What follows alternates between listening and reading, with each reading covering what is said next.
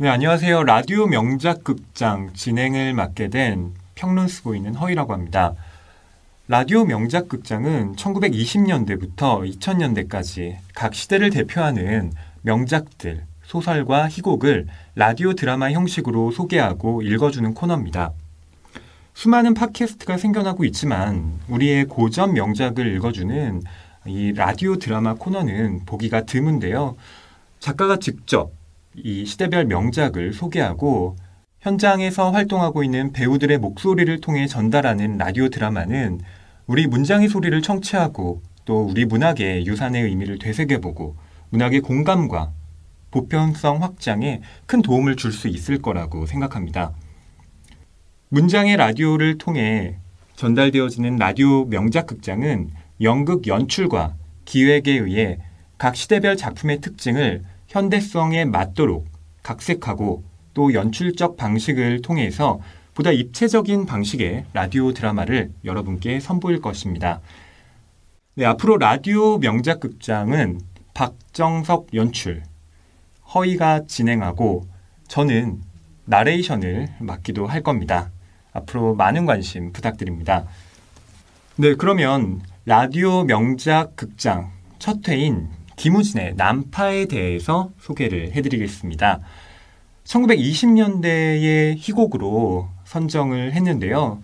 이 김우진이라는 작가는 생전에 극작가로도 유명했지만 현해탄의 가수 윤심덕과 투신해서 정사한 사건으로 유명한 사람입니다.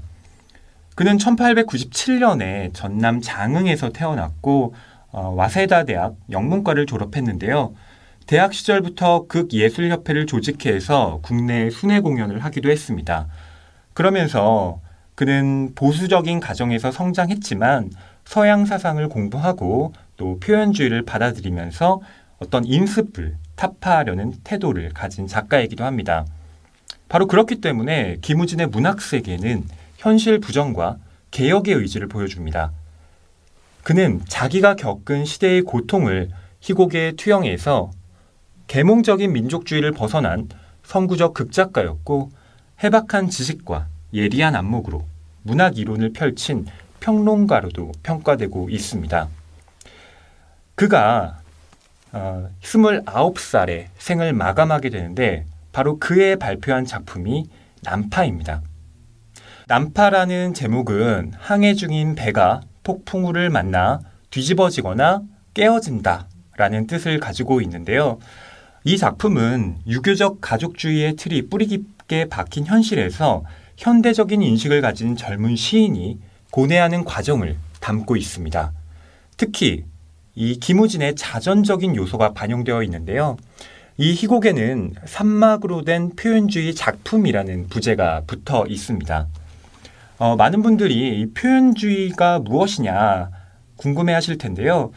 표현주의는 어떤 객관적인 현실을 그대로 반영하는 것에 반대하고 작가가 가지고 있는 주관적인 내면 세계를 밖으로 드러내려는 그런 표현 기법을 말합니다.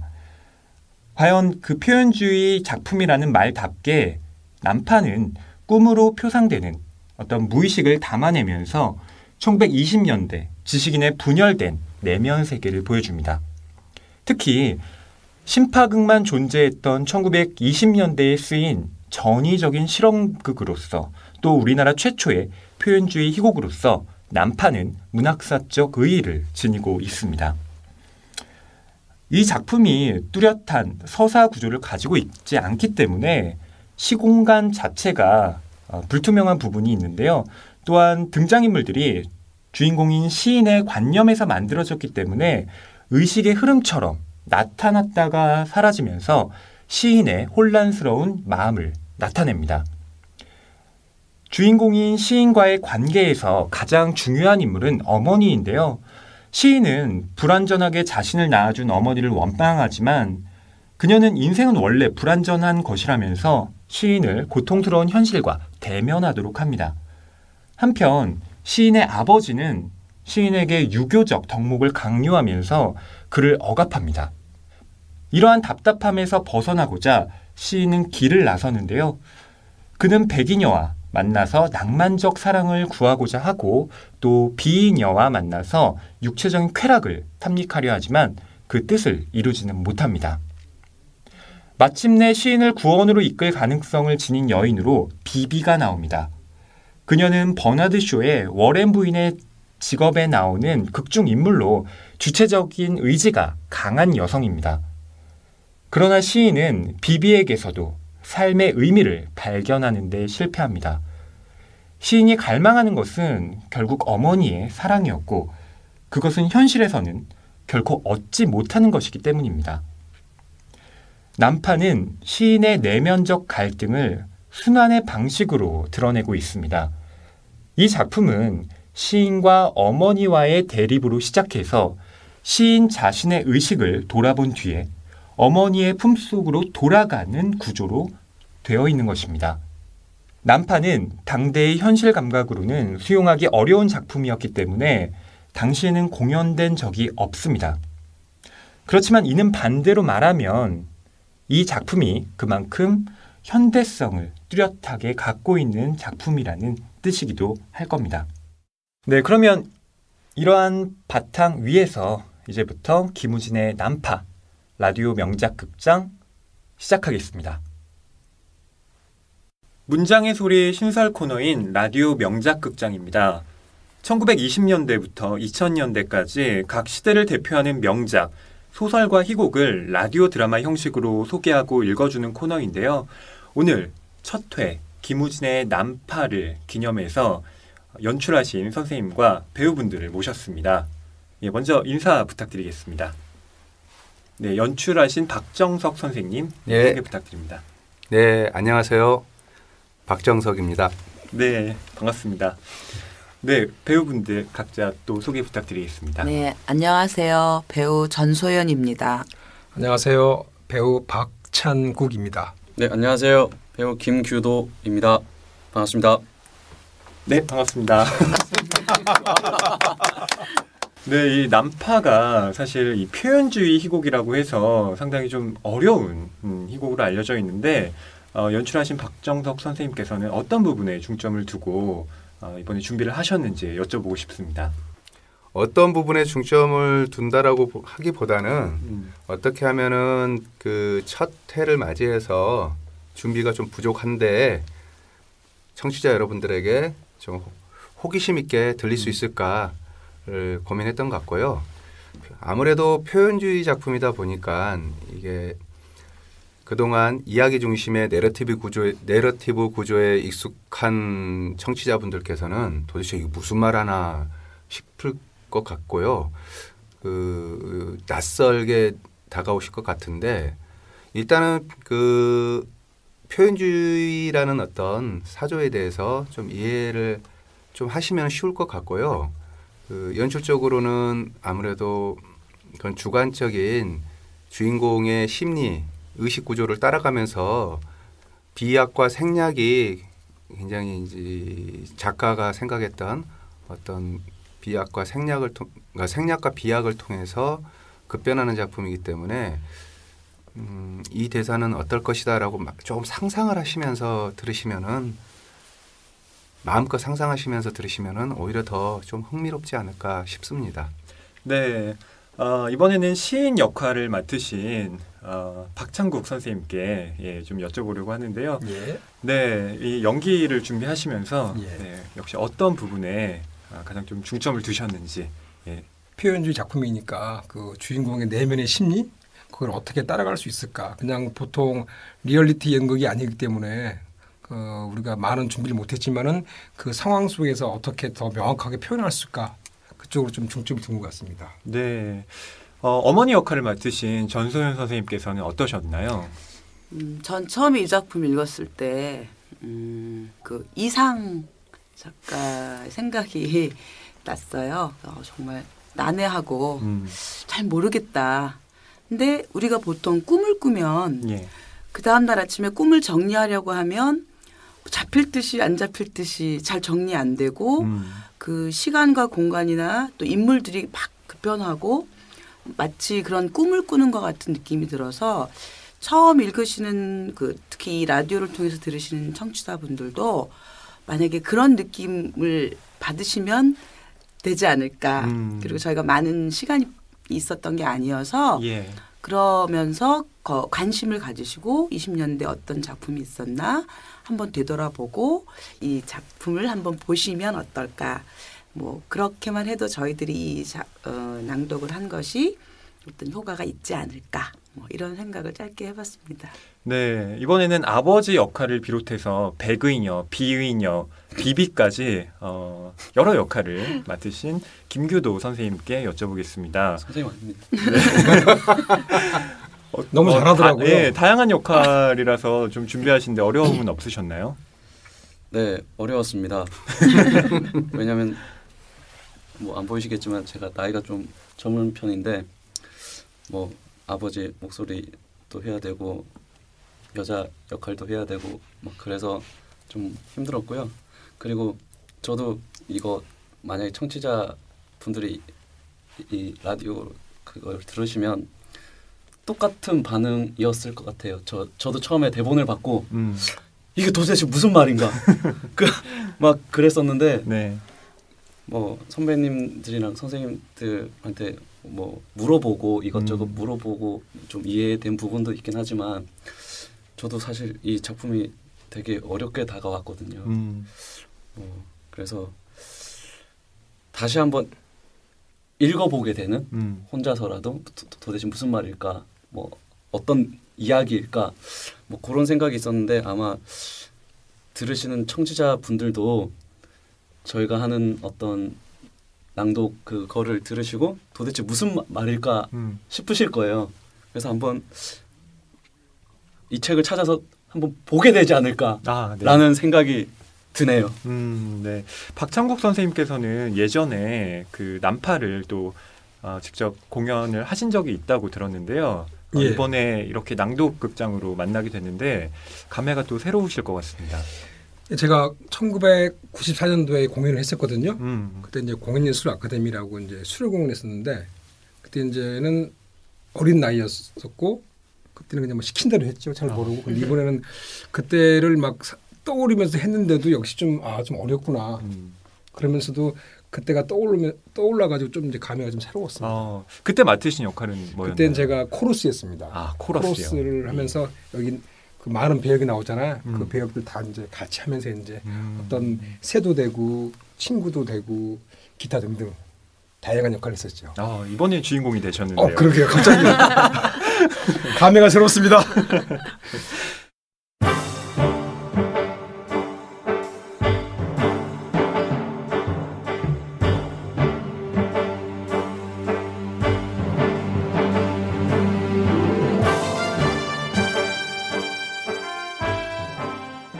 난파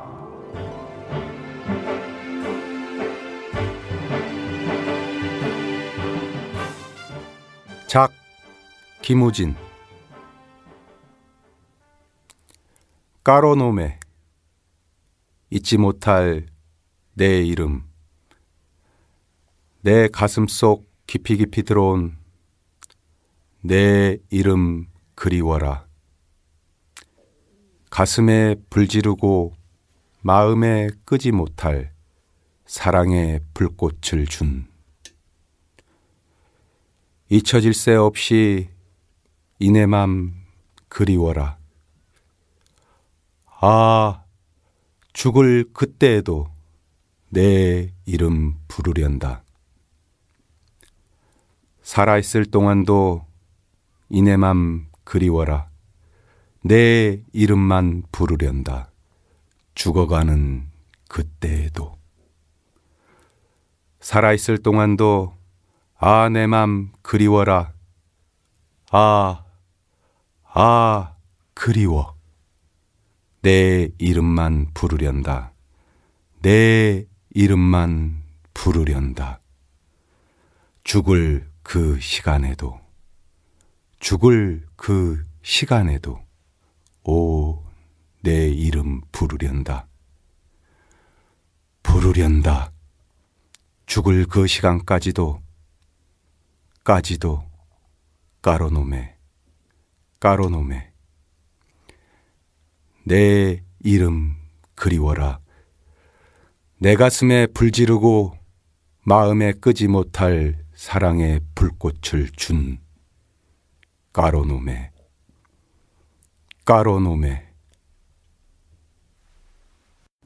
제1막 커다란 조선식 집 앞 마당 밤 흐린 달빛 어머니 흰옷을 입고 유령처럼 점점 자세가 나타나며 걸어온다. 아들아, 내가 널 낳고 제일 미워하는 아들아. 시인 발가벗고 창백한 몸으로 나타나며 제일 미워한다면서 왜 그리 자주 불러내시오? 하늘을 보렴. 더러운 것도 비치지만 어여쁜 것도 비치지 않든. 또 불평만 말고 내 뺨에 입 맞췄다고.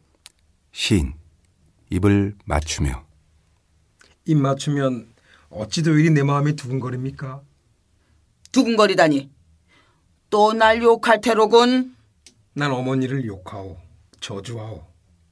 이 인간을 왜 이 모양으로 만들어냈어? 당초에 그만두든지 그렇지 않으면 어여쁘게 곱게 흠없게 모든 것에 꼭 들어 만들어 놓지. 그러고도 어머니라오? 글쎄 내 말을 그래도 못 알아듣는군. 내가 널 낳기 전에 아이를, 즉 네 형들 둘이나 낳아서 죽였대도 그래. 그 두 아이야말로 너보다 잘나고 어여쁘고 튼튼하고 똑똑하고 영리하고 귀여웠지. 그러기에 내가 널 낳고 나서는 어찌 역정이 났든지 그만 돌아 누워버렸구나. 젖도 안 주고 그만 돌아 누워버렸구나. 그래서 개나 물어가라고 월이했구려. 못나고 어여쁘지 않고 약하고 어리석고 미고한 아들을 왜 그때 개 아구리에다 집어넣지 않았소? 어머니 만져주며 그렇게 마음 비꼬은 소리를 들으면 내 마음은 더 흡족해지는구나. 네, 너를 그렇게 만들어내려고 네 형을 둘이나 죽였다. 모든 것이 약속이 있다. 약속 밑에만 고통이 있지. 고통이 있어야 인생이 아니냐. 그 증거로 네 동생 동복죄를 보렴. 저주받을 어머니. 그렇지. 네 형이 잘못해서 죽은 것이 아니야. 내가 애밴 동안에 네 아버지 욕심을 채워주려고 한 짓이지. 하나는 배에서 6달 만에 떨어지고 하나는 나면서 송장. 옹골지지 통쾌하지. 왜 그러면 나마저 죽이지 않았소? 글쎄 밤낮에 불의하던 소리를 또 짓거리란 말이니. 널 만들려고 한 짓이라도 그래. 널 만들려고 내 형을 둘 죽였대도 그래. 너는 네 형도 아니고 네 아우도 아니고 네 아버지나 내 어머니, 즉 나도 아니란 말을 못 알아듣겠니? 시인 벌벌 떨며 춥거든 내 품속으로 들어오렴. 어머니 안으려 한다. 신 벌떡 나서며 날 얼어 죽으라고 옷을 벗겨놓곤 또 안아주려고? 그게 무슨 심정이요? 이것 봐라. 사람이 불완전하기 때문에 완전을, 신을, 하느님을 찾지. 완전하다면 왜 이리 이 사회가, 이 생활이 나오겠니? 버나드 쇼가 너한테 가르쳐준 일이 있지? 천상낙원은 우주 창조물 중에서 제일 심심하고 멋없는 것이다 라고. 네가 지금 거기 안 있기 때문에 거기를 가려고 하지 않니? 그러나 네가 만일 거기 한 달은 고사하고 하루만 가 있어봐라. 그만 구역질이 나고 시시하고 텁텁하고 낮잠이 나오고 아무 하는 일 없이 드러누워서 어여쁜 천사나 바라보고 고개 돌리면 단과실이 저절로 입안으로 궁굴러 들어오고 쉴 새 없이 향기, 보들보들한 바람, 어둠도 없는 동시에 빛도 없고 악도 없는 동시에 선도 없고 추도 없는 동시에 미도 없고 불선 불의도 없는 동시에 선한 것 옳은 것도 없단다. 비열한 것도 없는 동시에 장미한 것도 없단다. 모두가 심심텁텁한 무위의 공기, 기운 빠진 생활이란다. 쇼하고 매우 좋아 지내는 모양이구려. 쇼뿐인가? 나는 인생의 본상, 부단한 생명력과 부단한 진화에 대한 신념이 있으면 누구든지 내 정인으로 삼는다. 일전에도 쇼가 찾아왔기에 이런 말을 했더니 고놈의 늙은이 말 좀 들어봐. 결혼하자고? 응? 나보다 나은 두 형 같은 이나 많이 만들기 위해서 끌어안아주지 그랬소. 예, 그런 말 마라. 나는 사람이 아닌 줄 아니? 난들 왜 너희들 원망들을 이런 어머니 짓을 하고 있겠니? 내 속에서 올라오는 참을 수 없는 충동이 나를 시키는 게지. 쇼 같은 이와 결혼만 해봐라.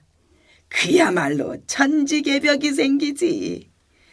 그러면 나는 죽어 소용없어지고 너 같은 건 이 세상에서 존재가 없어지지.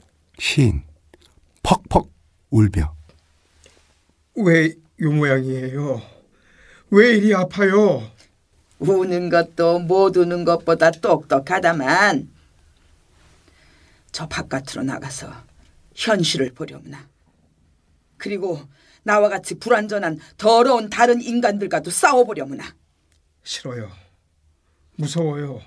정말 무서워 못 견디겠어요. 왜 싸우라면서 현실을 보라면서 이렇게 불완전하게 날 만들어줬소? 이 귀찮은 자식! 불완전하니까 싸우란 말이야! 시인 달려들어 치려 한다. 그 순간 어머니 사라져 없어진다. 시인 한숨을 쉬고 앉는다. 어머니 다시 나타나며 또 이 버릇을 하는구나. 억만번 그래도 소용없어. 운명을 어떻게 아니? 날 좀 봐라. 나는 충실한 이 책무를 다 하고 있는데 너는 왜 그리 못난 짓을 하니? 시인 다소곳 해지며 내 두 형님을 찾아내주. 안 된다. 마지막 네 형이 죽어 나온 뒤 6달 만에 내가 널 낳았구나. 그때 내 몸이 2번이나 낙태한 뒤였지만 어떻게 널 낳고 싶었겠니? 그러나 난 악착스러운 너의 현실을 만들어낼 충동이 벌써부터 있었구나 했더니 마침 된 것은 네 아버지가 신주, 즉 네 할머니 산소멸례 때문에 근 2년 동안을 당초의 여자와 가깝게 하지 않았던 것이었다. 그러니 너를 베었을 때 나는 몸이 2번 낙태 뒤에 억지로 네 아버지 전기를 받았구나. 소시적 유명하던 네 아버지의 정신력과 시적 통찰력을 받아놓았으니 고맙지 않니? 그러게 말이에요. 왜 그러면서도 날 이렇게 미완성으로, 그것도 흠집만 있게 만들어냈냐 말이에요. 그것이 세상 사람들이 부르는 운명이란다. 나로 해서는 단지 내 책무를 다 했을 뿐이지. 죽은 내 형들을 찾아달라는 뜻도 내가 모르는 것은 아니지만 내 힘으로는 어떻게 좌지우지할 수가 있어야지. 그러니 말이죠. 왜 구태여 내게 이런 인과일의 줄을 얽어 놓았냐 말이에요. 그러니까 너란 것이 되지 않았니? 세상엔 장미한 것을 좋아하지 않는 이가 없단다. 그러나 어떤 이는 그것만 가지고 비열한 것을 목마른 것처럼 구하는 이가 있다. 내 눈앞에 그걸 가질 것 같습니다만 난 그걸 잡을 수가 없어요. 세상엔 용기를 칭찬하지만 용기를 쓸 곳을 모르는구나. 난 용기에 대한 철저한 신앙이 있지만 내 힘은 그걸 허락하지 않아요. 세상엔 행복을 모두 구하려고 모든 것을 희생한다. 난 행복을 싫어하면서도 행복을 미워하지 못해요. 세상엔 비열한 것을 경멸하며 욕하는 이가 있으면서 그것을 감히 행한다. 난 비열을 감히 행하지 못하면서 그걸 미워합니다. 세상엔 희생을 숭배하면서 그것을 쓰레기통에나 집어넣는다. 난 희생을 여간 미워하는 것이 아니지만 그걸 날마다 하고 앉았구려. 세상엔 쾌락을 좋아하면서 그것을 발길로 차 내버리는구나. 난 쾌락처럼은 좋은 것이 없지만 난 그걸 안 하려 합니다. 세상은 현실을 미워하면서도 그것을 달게 빨아먹고 앉았구나. 난 그걸 맛있을 것까지 생각합니다만 난 그걸 빨아먹을 줄 몰라요. 세상의 명예를 좋게 여기지만 그것에 똥만 칠하는구나. 난 명예처럼 귀한 것이 없는 줄 알지만 전혀 얻을 줄 모릅니다. 세상엔 모두 천사와 성현만 있지만 악착스러운 것과는 형제간이로구나. 난 악착스러운 것을 정면에 볼지도 모르면서 어찌나 해보고 싶은지 못 견뎌냅니다. 아버지 나타나며 왜 그리 욕만 서로 하고 앉았수? 너니? 내 아들이로군. 자, 내 얼굴 좀 봐라. 주름 잡힌 이 얼굴.